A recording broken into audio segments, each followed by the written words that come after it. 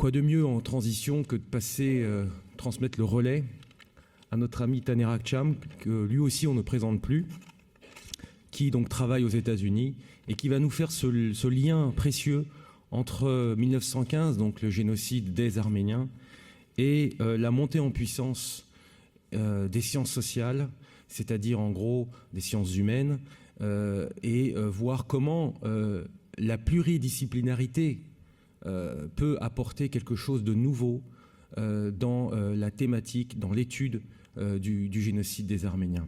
Merci Taner, 15 minutes s'il te plaît. So I need microphone. Thank you very much. Merci beaucoup. I might deviate a little bit on the topic. In my talk, I would like to address 5 main issues in our field. Number 1, some methodological problems of Armenian genocide research. Number 2, as a part of this first point, the problem of continuity. So I would call a revisit of a continuity thesis by suggesting a new understanding of genocide. Number 3, problems concerning the speculative character of the debate on the specific decision on genocide, the question of when and how CUP, the Committee of Union and Progress Party, decided for genocide. This is a debate well known around the premeditation versus wartime contingency. This is number 3 important topic in our field. Number 4, some new tendencies which deny the systematic character of extermination of Armenians, a group of new scholars, I have to emphasize, who cannot be qualified as denialists, argue that CUP, the Committee of Union and Progress Party, did not have any central planned exterminatory policy, and these scholars base their claims basically newly discovered Ottoman documents. And number 5 is the problems of aging in our field. It is a very important problem, actually. But of course, I cannot elaborate on these 5 points. What I'm going to do, I will talk only the first 2, and then in the discussion part, we can debate more. Débattre ensemble après. Armenian, first on the methodological problems. Armenian genocide research has passed through the all of the stages that other episodes of mass murder have passed through. The first experts on the Armenian genocide were the survivors. They were the first to gather documentation, compile memoirs, and later publish these records in a systematic way. The collection and publications of Aramandonian, which he began compiled in 1916, may be considered the foundation of the studies in this area. 2 authors who began a more systematic approach in the 1960s are Father Krikor Gergerian, who wrote under the pen name Krieger, and Haygazan Kazarian. Their major contribution were the collection and translation of the original Ottoman materials. Vahakn Dadrian's scholarship served a bridge between these first efforts and works that follow. Using Krikor Gergerian's and Kazarian's materials extensively at the primary stage, the academics of that era were not only just combating a powerful denialist state that had mobilized all of its resources in campaigning against them, they were also engaged in an enormous battle against the silence and indifference of the academic world at that time as well. Even in the United States and Europe, most historians of the late Ottoman period have avoided consciously to study forced expulsions, massacres and genocide, and these events have been non-existent in their works.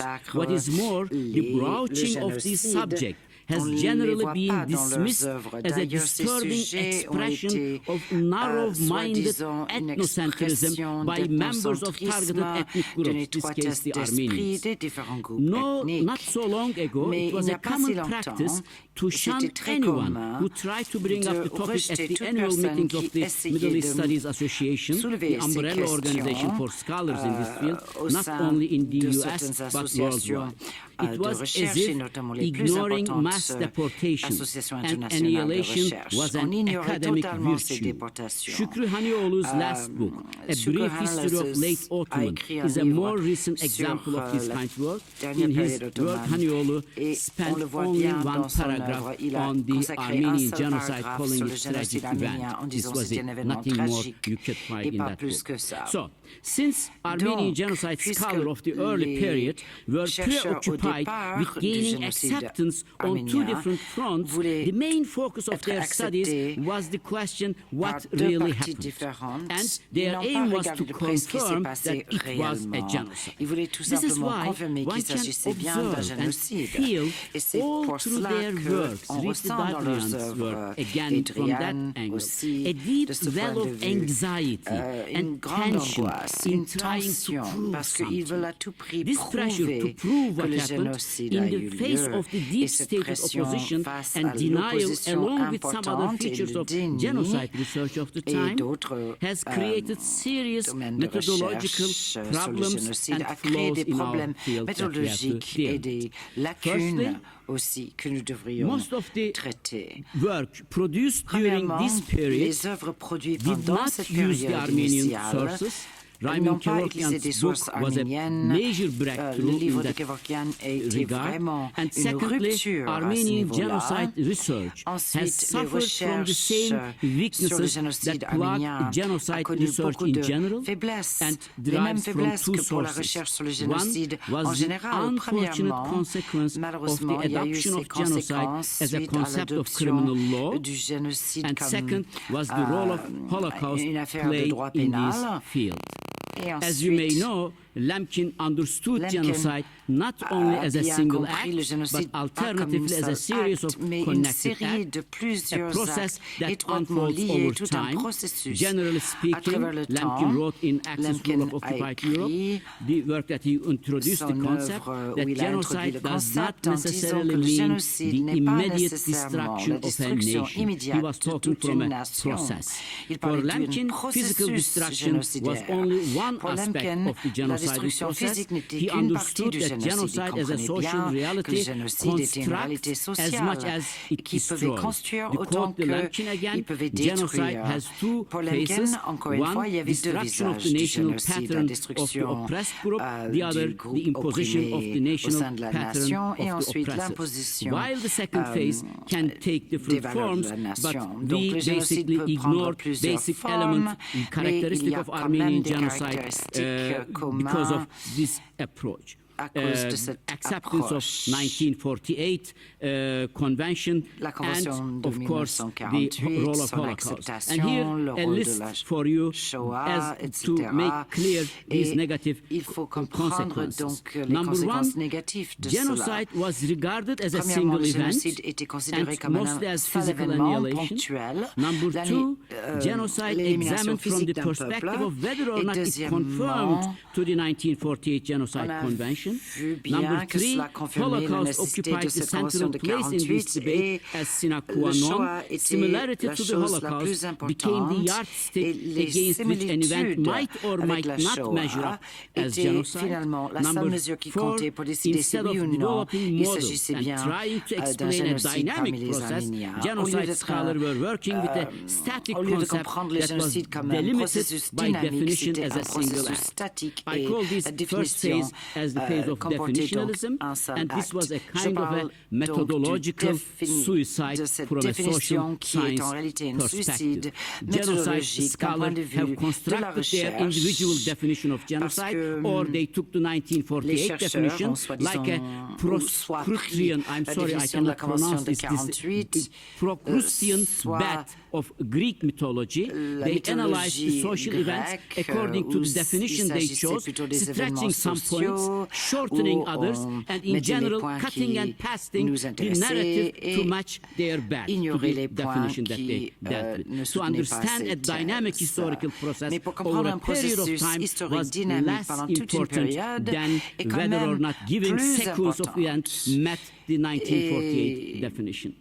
que de décider si oui ou non le génocide remplit les besoins de la définition de 48. Basically because of Turkish denial policy, Armenian genocide early scholars tried to push their cases as close as possible to Holocaust. And they thought if it cannot resemble like Holocaust, then it could be denied easily. So, and as a result of the fact, we neglected really certain particularities in Armenian genocide, like the forced assimilation, like the conversion of religious conversion, or limited settlement policy, forcible marriage of children and girls with Muslim la conversion ou le mariage forcé des femmes arméniennes avec les musulmans, etc. Donc, ces différents aspects ont été négligés dans la recherche here my second point, understanding deuxième point, in the new era, or understanding of that background, I propose a new concept of genocide based on Lemkin, not just to describe an event, and I would like to offer a new type of continuity thesis with the concept of genocide, which considers genocide not as a single event, but as a process. What I'm suggesting here, genocide is not only a term that should be used for 1915-18. We can continue to use, of course, to describe this event, but as a process that started 1878 and ended 1923.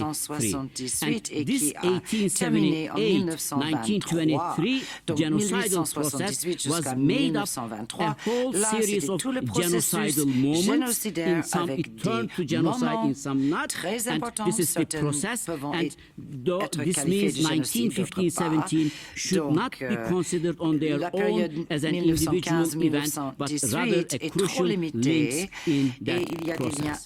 So until recently, the Armenian genocide has been debated for the most part as a phenomenon that occurred between the years 1915-18, and naturally the historical roots were discussed, and there were different explanations for the causes, but at the end, the point of the discussion was to understand what had occurred between 1915 and 18. In other words, genocide was taken up and debated as an event and occurrence that took place between these years. So my suggestion is really a different way, and the dates that I've chosen, the 1878 and 1923, of course, these are symbolic characters and it can be pulled in either direction, but the important characteristic of this process here is my new term to explain all this process. You heard this a lot, but I give a central character. It is the reform. The term reform can explain us the entire genocidal process. So, because with the beginning of 1878, they started to call this problem that we are dealing with as Armenian reform problem until it was declined in Lausanne Agreement. By considering genocide as a process and as a reform problem, we can draw three different frameworks, three different contexts which are correlated with each other in order to understand and explain this process. The first context is that Armenian genocide is not stand-alone, even that involved Armenians alone. So, a new concept that is also out there, we have to emphasize more Ottoman genocide. During that period, it was the Greeks, Assyrians and other Christian people targeted by Ottoman Empire, and as a part of their policies, so we should, I cannot go into detail, we should talk from an Ottoman genocide that covers other groups also. So another important point, the second important context is directly related to the policy directed against Armenians based on a very simple idea. I suggest that there is a strong link between Abdulhamid massacres, Adana massacre, and genocide. It is not something new for you. Ce n'est rien de nouveau pour vous, les massacres avant 1915, mais il y avait déjà des arguments qui ont bien compris qu'il s'agissait de trois massacres liés entre eux, mais l'explication, le modèle principal, était que celui qui reliait ces trois épisodes de l'histoire, Adana, etc., était a historical and monolithic Turk traveling throughout the history, and some of the features that we attributed to these Turks. And certain characteristics of these abstract, historical and monolithic Turks were presented as the cause of the massacres, and these characteristics were searched within culture, within ideology, and within mentality. In this approach, alors, cette approche-là, in this approach, such concept as a subculture of massacre en fait and Ottoman Turkish propensity to resolve acute conflict by resorting to violence, as well as the statements like Islamic doctrines and traditions occupy an important place. Putting in its simplest way, the Islamic doctrines and tradition occupied an important place, and the militaristic culture among Turks or expansionist ideologies like panturquism and pan-Islamism were put forth as root cause of the massacre. So I'm ready to accept all these theories to understand the mentality of the perpetrator. It can give us some insight, maybe, for what kind of perpetrators they are. But in the model that I'm suggesting, we should elevate two other important actors, great powers and the Armenians themselves also. They were also an active element throughout this process, and we can explain the entire process with the activities of all these three factors, especially on the question of reform problem, how they act or not acted, determined the process itself, and it was in three cases it was the Ottoman authorities' reflection to solve the reform problem in their understanding. And in genocide case, they tried to find a final solution to their reform question. And I cannot go into details, timing is coming, and actually the weak point in my theory is the Adana massacre. Adana is not so maybe easy to fit to that reform schema, and I don't have time to go into a German document, Biberstein, this is a German counselor, ambassador from Istanbul, where he explicitly explains us the reform debates before and after Adana massacre, which Armenian scholarship hasn't touched upon yet. This is an interesting connection, but we can discuss more in the discussion period. So my argument is there is a continuity, and we can understand this continuity only if we look the perspective from the Armenian reform issue.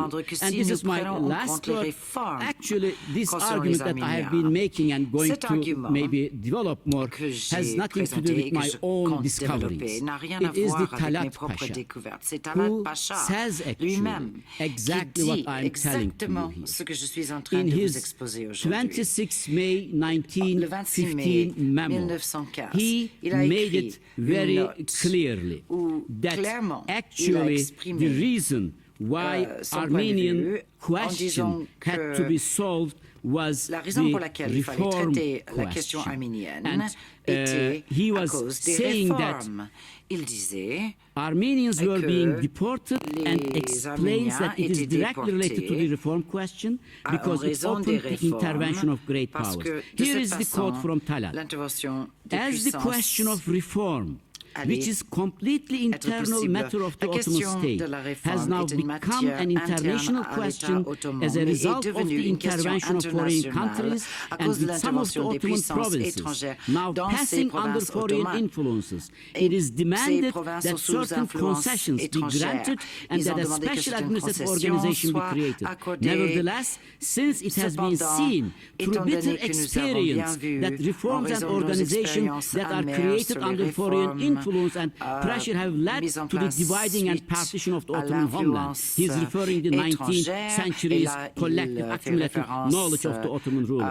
Talat relates another revelation in this document. Just before start the war, this is important for the genocide decision we have to keep in mind. Just before start the war, deliberation, he says, were underway as how to prepare and implement the means for eliminating this trouble, which represent an important section in the list of vital questions of the Ottoman state in a manner that is both comprehensive and absolute. He says before the war started, there were consideration in that direction. And according to Talat, in that document, he continues, since the war had broken out, they had to do with certain provisional measures, but now the time had come to give the problem, he says, an orderly manner of arrangement in accordance with appropriate procedure and principles. So then this means the early measures were the really war-related measures, not really to solve the Armenian